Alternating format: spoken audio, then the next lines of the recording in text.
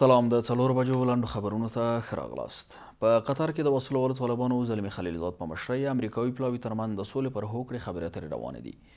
یوې سرچینې کابل نیوز ته وویل چې زلمی خلیلزاد له وسلوالو طالبانو سره پر خبرو بوخت دی او ښایي د اعتماد فضا له رامنځته کېدو سره سم د دواړو لورو ترمنځ توافقنامه لاسلیک شي. وسلوالو طالبانو ته نږدې کسان وایي دا ځل به د مذاکراتو بیا پیل مثبته پایله ولري. د امریکا متحده ایالاتونو ولسمشر ډانالډ ټرمپ تېره ورځ له فاکس نیوز سره په مرکه کې وویل چې دوی له وسلوالو طالبانو سره تړون کوي او غواړي خپل ځواکونه له افغانستان نه ونه باسي.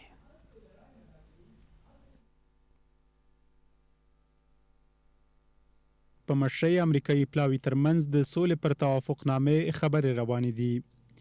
یوې سرچینې کابل نیوز ته وویل چې زلمی خلیلزاد له طالبانو سره په خبرو بوخت دی او ښایي د اعتماد فضا له رامنځته کېدو سره سم د دواړو خواو ترمنځ توافقنامه لاسلیک شي. په قطر کې د طالبانو او زلمی خلیلزاد په مشرۍ امریکایي هیئت ترمنځ د سولې پر توافقنامې خبرې روانې دي. ښایي د اعتماد فضا تر جوړېدو وروسته توافقنامه لاسلیک شي.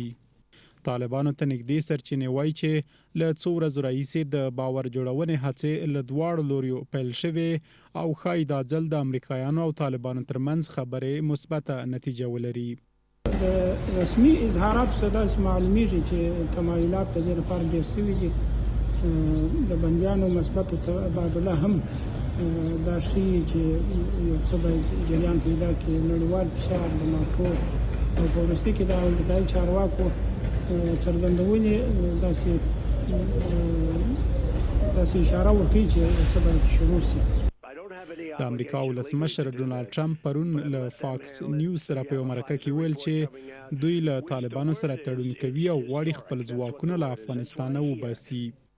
موږ له طالبانو سره پر یوې هوکړې کار کوو، وبګورو چې څه کیږي.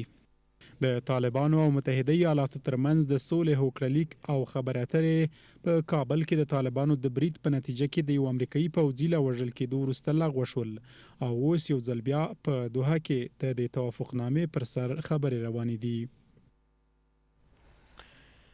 په کاپیسا ولایت کې د چاودنې له امله 3 ملکي وګړي وژل شوي دي. د کاپیسا ولایت امنیتي مسؤلین وایي یاده پیښه د الاسای ولسوالۍ په بازار کې هغه مهال وشوه چې سړک تر غاړې یو ځای پر ځای شوی ماین وچاودېد. د مسؤلینو په وینا په دې پیښه کې 2 ملکي وګړي ټپیان شوي هم دي. تر دې دمه د چاودنې مسؤلیت چا پر غاړه نه دی اخیستی. په کابل ښار کې د پولیسو پر یو رنجر موټر د مقناطیسي ماین چاودنه شوې ده. کورنۍ چارو وزارت وایي دغه چاودنه نن سهار د کابل ښار د 9 امنیتي حوزې اړوند قلعه وزیر په سیمه کې رامنځته شوې چې له امله یو پولیس هم ټپي شوی دی. چارواکي وایي په پیښه کې نور چاته زیان نه دی اوښتی.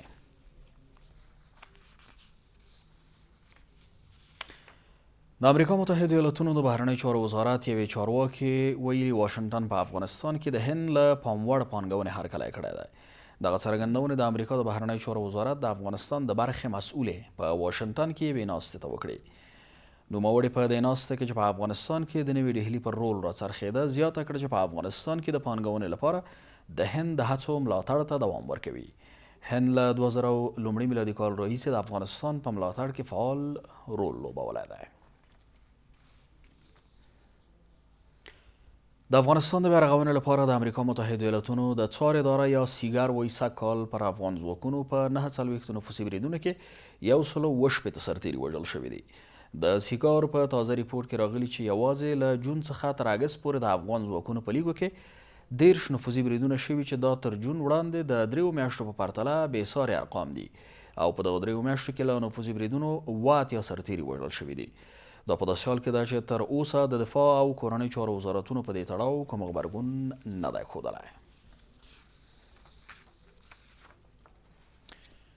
پاکستان ته خبرداری ورکړی د امریکا متحده ایالاتونو پاکستان ته خبرداری ورکړی که د چین په لویه ټرانزیټي لار کې پانګونه وکړي نو ښایي له اوږدمهاله اقتصادي ګواښونو سره مخ شي.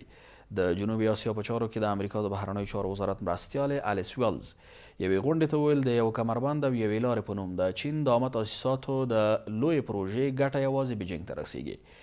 د یو کمربند او یوې لارې په نوم د چین او پاکستان په ګډه پروژه کې 80 میلیارده ډالر لګښت پرې کیږي.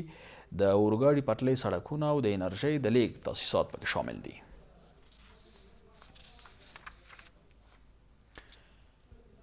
او د بخښنې نړیوال سازمان ویلي د ایران په وروستیو لاریونونو کې لږ تر لږه 115 کسان وژل شوي دي. یاد سازمان 13 ورځ د یوې اعلامیې په خپرولو سره ویلي چې د وژل شویو واقعي شمیر تر دې لوړ دی.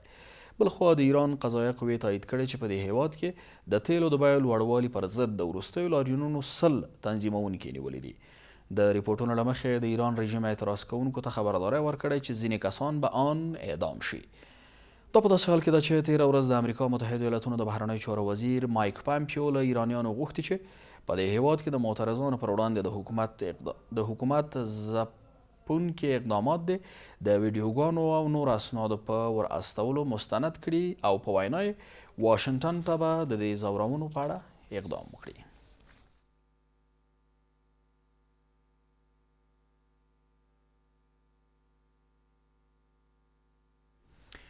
درنو لیدونکو د خبرونو پای